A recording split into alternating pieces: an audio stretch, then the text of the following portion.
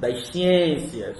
Há fatores educacionais, como princípios que devem ser estabelecidos pela própria sociedade, padronizados por via da família, que em função do nosso contexto sociopolítico e de construção de nação, permitiram alguns desvios. Há fatores econômicos, há fatores históricos e os próprios fatores que é políticos. Nós, por exemplo, somos um tipo de país que, infelizmente, não teve um processo de transição do colonialismo para o estado de pertença da pátria, que eu considero mais adequado. Foi um processo que permitiu que a dispersão de valores. Isto contribuiu para que o processo de constituição de famílias também não fosse aquele que priorizasse a padronização de valores.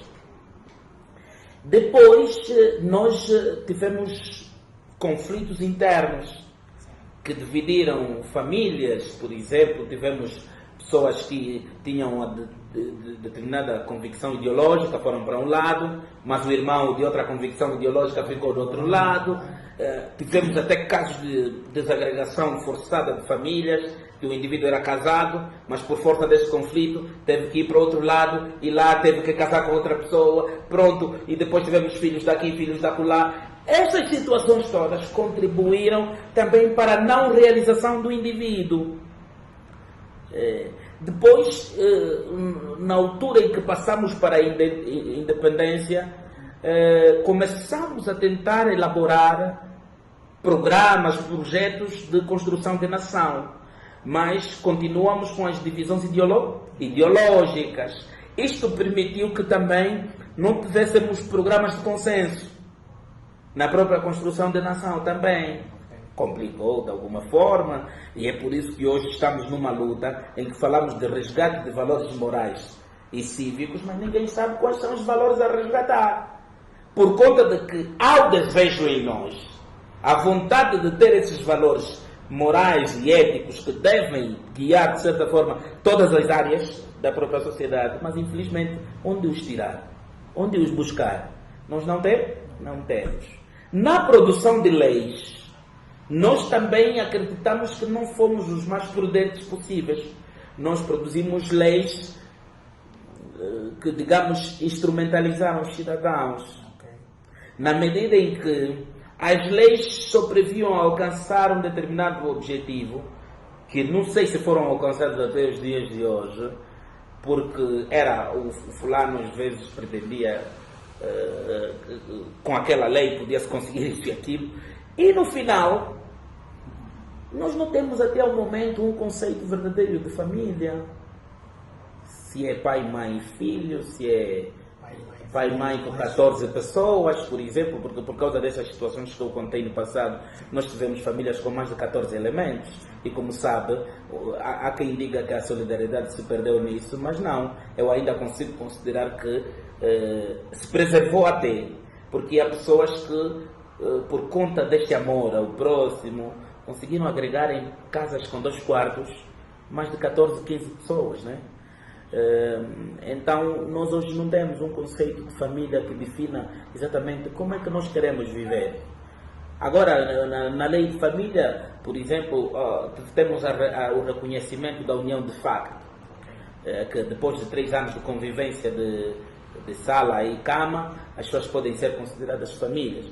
Mas, por conta da promiscuidade sexual não regulada, e que também é uma perspectiva da imoralidade, nós temos, por exemplo, muitos homens que se casaram com muitas mulheres e muitas mulheres que se casaram com muitos homens, porque tem essa coabitação, né, da perspectiva de partilha de cama e mesa, com pessoas que têm outras relações.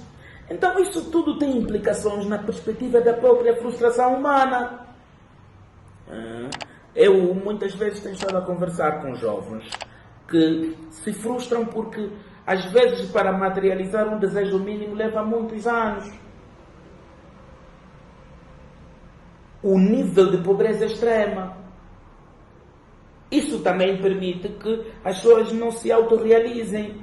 E o que é que nós vemos? É que há muitos jovens que têm até dificuldade de se realizarem na perspectiva do ensino fundamental, que é chegar pelo menos até a 9ª classe. Temos no casco urbano, dentro do município sede do Ambo, jovens que pararam na 6ª classe, muitos na 4ª classe, porque as condições econômicas não permitiram, enfim. Isso dá lugar a inúmeras frustrações. Depois vão surgindo aquelas situações que são necessidades naturais do homem. Ele ganha a necessidade de, por exemplo, ter uma relação amorosa, depois surge a gravidez, não sei mais quando. Não tem como suster aquelas coisas, então chega a ter inúmeras frustrações. Então, eu acredito que é um trabalho muito grande que temos que fazer, sobretudo para conseguirmos erradicar, não vamos erradicar, minimizar no seio da nossa sociedade as doenças espirituais. Porque o que nós temos são doenças espirituais, emocionais, que têm a ver mesmo com a estabilidade emocional do indivíduo, para poder encarar os desafios da vida. Eu, por exemplo, costumo chamar muito a atenção ainda nos problemas que a nossa família enfrenta, as nossas famílias enfrentam. Os nossos casamentos não são normais, não são naturais. Eles são movidos pelas consequências da própria sociedade. Os pais, por causa desta exigência social, da perspectiva da pressão social da economia, vão sustentando os filhos, e sobretudo quando são meninas, com aquela pressão para apareça já o que apareça alguém para ser marido, para levar. É menos um prato em casa. E depois de a menina engravidar, não se vê os valores morais e educacionais das famílias como se calhar se tinha cuidado no passado. Pronto, você engravidou, leva a sua esposa. Não posso cuidar de 2 esposas em casa. Então temos aqui realidades que assustam. Crianças educando outras crianças. Então, temos motivos mil para termos inúmeras situações de frustrações que levam, de facto, até ao estágio mais alto da coisa, que é o suicídio. E este ano, por exemplo, foi o ano de reflexão sobre o suicídio e os números são alarmantes em todo o mundo. Aliás, eu falo do suicídio de uma forma muito pedagógica no meu livro Prazer Veneno. O Prazer Veneno é o retrato fiel da violência doméstica no casco urbano. E explico no Prazer Veneno como os pais ensinam os filhos a serem violentos.